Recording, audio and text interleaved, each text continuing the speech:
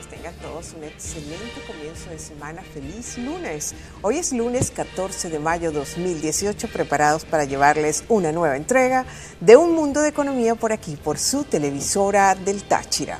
Fidel, buen lunes, buen comienzo de semana.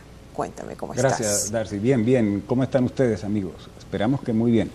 Hoy, como acostumbramos los lunes, traemos para ustedes la noticia económica de la semana y, sin lugar a dudas, la noticia más importante de estos últimos días, un pequeño terremoto para Venezuela, Darcy, es la información de que Curazao autorizó a ConocoPhillips a embargar activos de PDVSA en la isla de Bonaire. Y esta información, por supuesto, tiene repercusiones económicas sumamente importantes que conviene traer a colación y comentar. Por supuesto, repercusiones sobre ya la tan golpeada estatal petrolera venezolana como es PDVSA. En efecto, este sábado pasado, ConocoPhillips, que es una empresa petrolera norteamericana, recibió por parte de una corte tribunal judicial de Curazao la orden de embargar 636 millones de dólares de activos de Petróleos de Venezuela. Este litigio empezó exactamente hace una década, es un litigio que cubre una cantidad de 2.000 millones de dólares. ¿Por qué? Por la razón de tras la nacionalización de los proyectos de explotación petrolera en la faja petrolífera del Orinoco, es decir, porque no se cumplieron con proyectos y contratos que estaban establecidos para ese entonces respecto a las empresas mixtas que estaban asignadas en la explotación y exploración de crudos pesados en la faja petrolífera del Orinoco. El dictamen de la Corte detalla que la isla de Curazao está en la potestad, tiene la facultad de adjuntar petróleo o productos derivados de el petróleo en los bancos y también en los depósitos, en los barcos y en los depósitos bancarios, Fidel. Así es. Y es que toda esta historia, amigos, comienza hace 10 años, como comentó Darcy, una década. En el 2007, el gobierno del entonces presidente Hugo Chávez modificó las constituciones de las alianzas estratégicas petroleras que funcionaban en la faja del Orinoco para crear los proyectos, convertirlos en proyectos de empresas mixtas de inversión conjunta, en donde el gobierno venezolano incrementó de manera unilateral y sin consulta la participación accionaria de PDVSA en todos y cada uno de estos proyectos al 51% de toda la inversión, cuando en el máximo de ellos tenía PDVSA el 35%. En el caso de los proyectos conjuntos con ConocoPhillips, PDVSA tenía el 20%. Se aumenta entonces al 51% y no se reconoce la diferencia accionaria ni se indemniza a los socios por el cambio accionario. Eso se quedó así, o sea, se alteraron los proyectos y se alteraron las empresas. Algunas empresas que estaban en otros proyectos aceptaron y continuaron en el negocio en estas condiciones, y otras, como es el caso de ConocoPhillips, decidieron retirarse y denunciar a Venezuela en los tribunales internacionales. 10 años después estamos viendo que los tribunales han fallado a favor de Conoco, y ahora en el caso concreto de las islas en las Antillas neerlandesas se autoriza a través de un tribunal entonces a ConocoPhillips a embargar activos.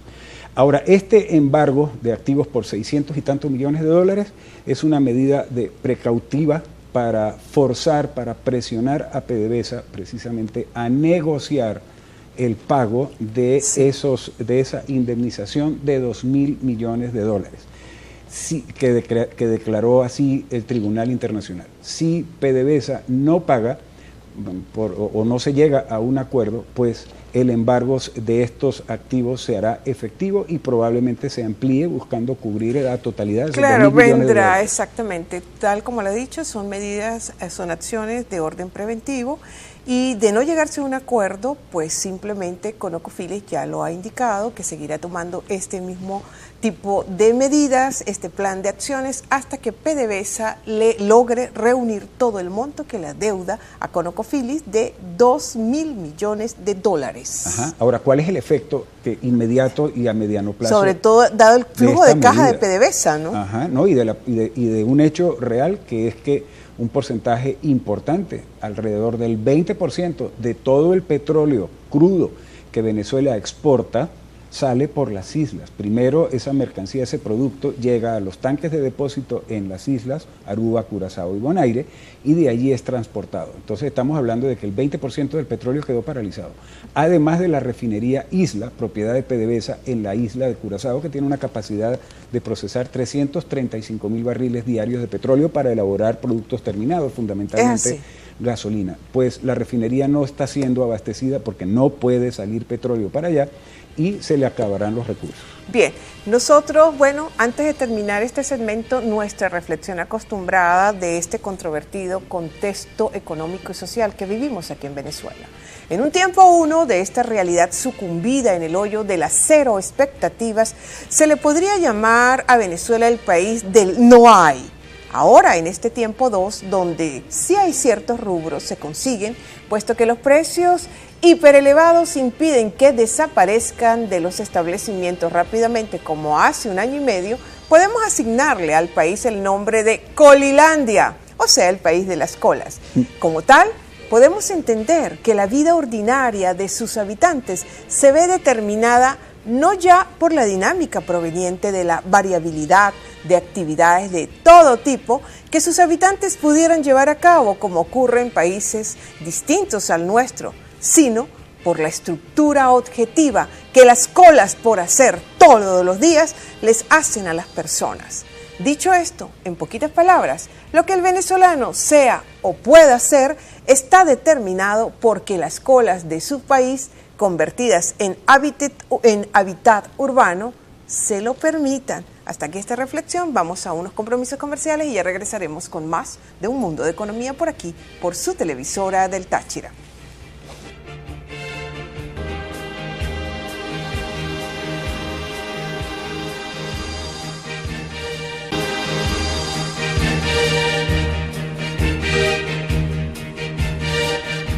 Bien, amigos, continuamos aquí acompañándolos en este mediodía.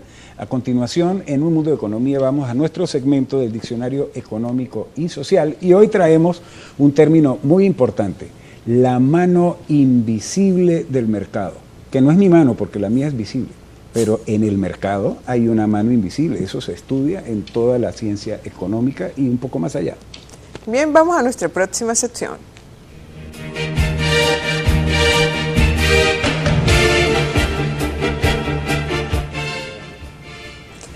La mano invisible del mercado. Ustedes habrán oído tal vez mencionar la mano invisible. Bien, esta es una metáfora creada por Adam Smith, un economista clásico, en su libro Teoría de los Sentimientos Morales, el cual fue escrito en 1759 y que luego, ya explicada, la nombra una sola vez en su magistral Tratado de Economía, La riqueza de las naciones, en 1776. Con tal metáfora, Adam Smith aborda el tema de la intervención del Estado en la economía, que según su apreciación, este debe participar nada más técnicamente en la vida social, es decir, en defensa, educación, salud, salubridad, etcétera, dejando a las iniciativas personales individuales el tema de la economía.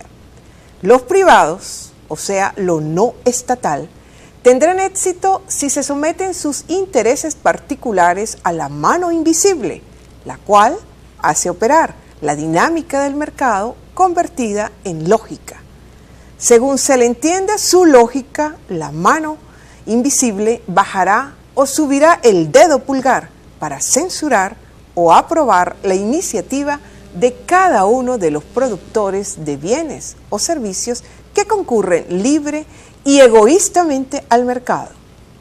Amigos, amigas, es pertinente recordar que la etapa del capitalismo en que la mano invisible podía ser exitosa fue la del capitalismo colaborativo. Esto es el capitalismo fundado en una división complementaria del trabajo productivo, en donde una nación exportaba a otra lo que ésta no producía y viceversa. Pero los capitalismos posteriores con modelos competitivistas en el siglo XIX y capitalismos adversativos, empresas, empresas y así dispuestas a acabar con empresas competidoras a finales del siglo XX y todo lo que va de este siglo, la metáfora de Adam Smith ya no se le puede aplicar, ya no puede tener como competente para la explicación científico-técnica de la producción, de la distribución y el consumo en valores económicos provenientes de economías reales, ficticias, digitales y hasta en las economías del underground ilegal. Desaparecida la efectividad de la mano invisible, pertinente, sea decirlo, la intervención económica del Estado se ha convertido desde este economista inglés John Keynes en un gran tema de discusión y aplicación de los principios de la ciencia económica. Hasta aquí este término, como es la mano invisible del mercado. Un repaso apropiado, Darcy, de un poco de historia, de la economía. La mano invisible es la fuerza del mercado, la oferta y la demanda. De alguna manera está presente, pero ciertamente, como tú lo indicabas, hoy día ya no basta, no es suficiente este concepto o esta metáfora o esta idea para explicar cómo funciona una economía y cuál debe ser el rol del Estado precisamente en la economía. La historia ha demostrado larga y sobradamente que el exceso de intervención del Estado, el totalitarismo económico del Estado es perjudicial en extremo para la economía. Y creo que el ejemplo en este momento lo estamos dando los venezolanos. Justamente por eso nosotros decidimos traer este término, porque inicialmente la mano invisible, lo que en su lógica, lo que propone es la intervención del Estado lo menos posible, ¿no? Sobre todo, técnicamente hablando, pero lo demás tiene que formar parte de decisiones y de planes y en función de del sector privado, de lo no estatal, como se los comenté. Así es, y hoy día existe de hecho unas frases que dibujan esto, digamos, a la manera como debe manejarse. Tanto Estado como sea necesario, tanta economía como sea posible. O tanto mercado. O tanto mercado. Inclusive hay, Fidel, hay megatendencias para este siglo XXI por futurólogos, por estudiosos económicos y sociales como John Naisbitt y Patricia Burdene en su obra Megatendencias del siglo XXI, más mercado, menos Estado. Así es. Bien. Y para que tengamos más mercado y menos Estado, vamos a ir un momentico a unos cortes comerciales y regresamos con el Táchira y su economía. No se retiren.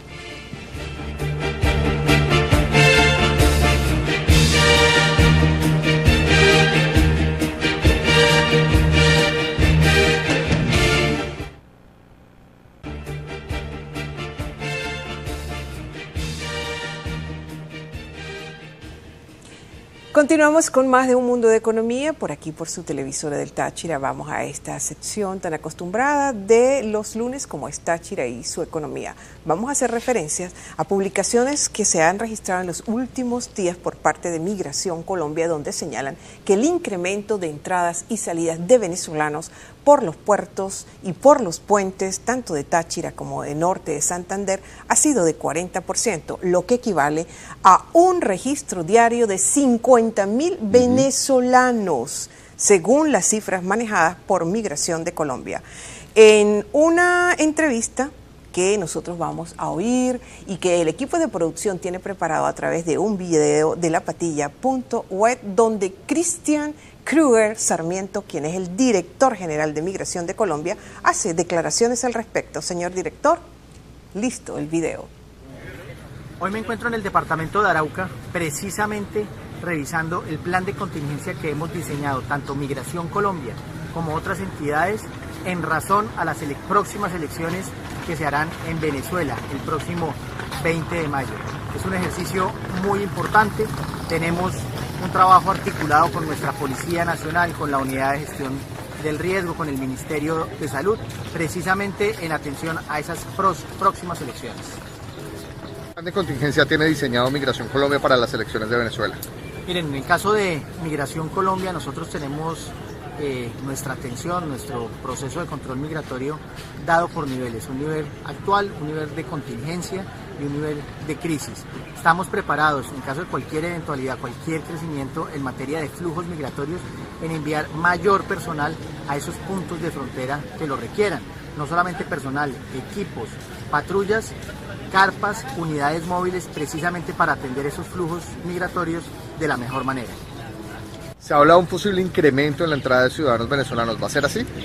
Mire, con el gobierno venezolano nunca se sabe, no obstante, pues tenemos que estar prevenidos, tenemos un plan de contingencia bien elaborado, no solamente por parte de Migración, sino también por parte de otras autoridades como la Unidad de Gestión del Riesgo, nuestra Policía Nacional, precisamente previendo cualquier incremento en el flujo migratorio que se pueda presentar en razón a las elecciones que se van a dar el próximo 20 de mayo en Venezuela.